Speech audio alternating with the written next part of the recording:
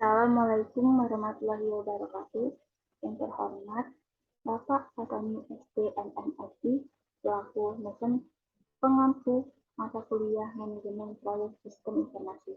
Perkenalkan, nama saya Adelia Paradia dengan NIM 0903 1182025009 dari kelompok 1 Kelas Sistem Informasi Reguler Unit.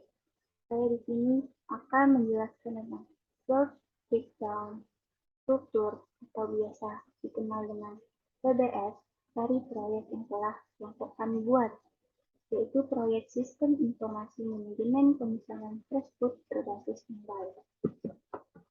Oke, selanjutnya yaitu latar belakang dari proyek manajemen sistem informasi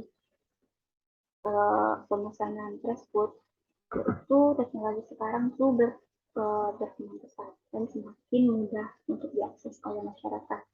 Nah, penggunaan teknologi sekarang juga bukan hanya sebagai alat bantu saja, tetapi merupakan komponen wajib yang harus dimiliki. Makanan segar atau fast food merupakan makanan yang memiliki banyak manfaat bagi kesehatan kita. Makanan ini berasal dari tumbuhan atau hewan yang belum diolah dengan teknologi pengawet makanan, seperti ikan, sayuran, dan buah-buahan.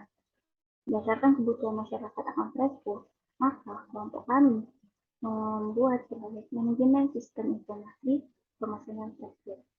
Dengan adanya proyek ini, diharapkan dapat membantu masyarakat yang ingin membeli fast food agar bisa memesan kapanpun dan dimanapun, sehingga akan menghemat waktu dan tenaga mereka, karena mereka tidak harus pergi ke tempatnya secara langsung.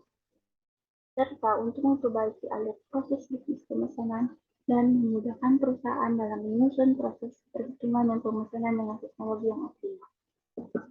Tujuan dari manajemen proyek manajemen sistem informasi pemesanan tersebut ini yang pertama yaitu membantu masyarakat untuk memesan tersebut dimanapun dan kapanpun, sehingga akan menghemat waktu dan tenaga mereka tanpa harus pergi ke tempat secara langsung. Yang kedua yaitu memungkinkan penjual untuk dapat menjual tersebut kepada pembeli dan penjangkauan yang lebih luas. Dan yang terakhir yaitu menciptakan lapangan pekerjaan bagi masyarakat, karena masyarakat dapat melamar pekerjaan menjadi kurir pengantar pesanan tersebut. Sasaran dari proyek yang kami buat yaitu yang pertama masyarakat yang punya kesulitan dalam membeli tersebut ke tempatnya secara langsung. Tentunya nih seperti seseorang yang ingin membeli ikan, tapi di rumahnya itu tidak ada kendaraan atau sedang terjadi hujan. Nah, dengan adanya sistem ini akan memudahkan mereka, memudahkan seseorang tersebut untuk membeli tersebut dengan cara memesan dan lalu tinggal menunggu kurir datang ke rumahnya. Nah, lalu poin kedua yaitu masyarakat yang ingin berprofesi sebagai kurir, sehingga akan menurunkan angka pengangguran di Indonesia. Dan yang terakhir yaitu masyarakat yang menjual fast food. Maksudnya di sini yaitu adalah penjual fast foodnya. Manfaat yang didapat dari pengembangan proyek manajemen sistem informasi pemesanan fast food ini yaitu pertama memperbaiki alur proses bisnis pemesanan. Kedua, memudahkan dalam menyusun proses perhitungan pemesanan. Yang ketiga, dapat meningkatkan laba bagi penjual fast food. Yang keempat, berkurangnya angka pengangguran di Indonesia. Dan yang terakhir, masyarakat semakin mudah untuk memesan fast food kapanpun dan dimanapun. Nah, di sini ada work breakdown struktur atau biasa kita kenal dengan PBS. Nah, WBS dari proyek kami yaitu proyek manajemen sistem informasi pemesanan tersebut berbasis mobile itu di breakdown menjadi 5 tahap. Tahap yang pertama 1.0 yaitu investigasi awal, tahap yang kedua 2.0 analisis, tahap yang ketiga 3.0 desain, tahap yang keempat 4.0 konstruksi, dan tahap yang terakhir 5.0 implementasi. Tapi untuk kesempatan kali ini saya akan menjelaskan tentang 2.0 ini, analisis. Oke, selanjutnya PBS analisis. Nah, analisis itu terdapat di tahap yang kedua setelah investigasi awal. Nah, analisis ini berada di tingkat atau level yang pertama, 2.0 analisis. Nah, analisis ini di breakdown lagi menjadi 3 tahap, yaitu analisis masalah, analisis kebutuhan, dan analisis keputusan yang berada di tingkat atau level 2. Untuk kesempatan kali ini, saya akan menjelaskan tentang analisis masalah dan analisis kebutuhan saja. Untuk analisis keputusan akan dijelaskan oleh teman saya yang lain. Oke, yang pertama yaitu 2.1 analisis masalah. Nah, analisis masalah ini di breakdown lagi menjadi 3 tahap, yaitu 2.1.1 menelusuri permasalahan yang ada pada sistem pemesanan pada perusahaan tersebut. Nah, 2.1.1 ini kan berada di level ketiga. Dia di breakdown lagi ke level atau ke tingkat 4, yaitu 2.1.1.1, yaitu mempelajari hasil investigasi awal pada sistem pemesanan pada perusahaan tersebut. Nah, lalu tahap yang kedua di tingkat ketiga yaitu 2.1.2 menentukan permasalahan yang akan diselesaikan dalam pengembangan sistem pemesanan pada perusahaan tersebut. Dan yang terakhir yaitu membuat dokumentasi akhir hasil analisis permasalahan pengembangan sistem pemesanan pada perusahaan tersebut, yaitu 2.1.3. Nah, secara singkatnya, analisis masalah ini kita harus menelusuri masalah terlebih dahulu, mencari dan mengumpulkan apa saja yang ada masalah pada sistem pemesanan ini.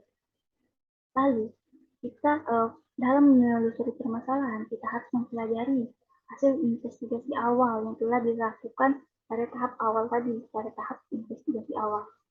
Nah, selanjutnya setelah itu, setelah menelusuri permasalahan, kita akan menentukan permasalahan yang akan diselesaikan. Apabila sudah selesai, kita membuat dokumentasi akhir hasil analisis permasalahan tersebut.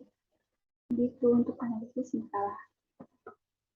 Selanjutnya untuk analisis kebutuhan. Nah, analisis kebutuhan ini juga sama seperti analisis masalah berada di tingkat atau level kedua, yaitu 2.2 analisis kebutuhan. Nah, analisis kebutuhan di breakdown menjadi 3 tahap yang berada di tingkat ketiga. Tahap yang pertama yaitu 2.2.1 mencari dan mengumpulkan data serta informasi yang berguna untuk menganalisis kebutuhan sistem pemesanan pada perusahaan tersebut. Nah, pada 2.2 ini, di 2.2.1 ini, di breakdown ke tingkat 4, yaitu terdapat 2.2.1.1, itu mempelajari hasil analisis masalah sistem pemesanan pada perusahaan tersebut. Selanjutnya kita ke tahap ketiga di tingkat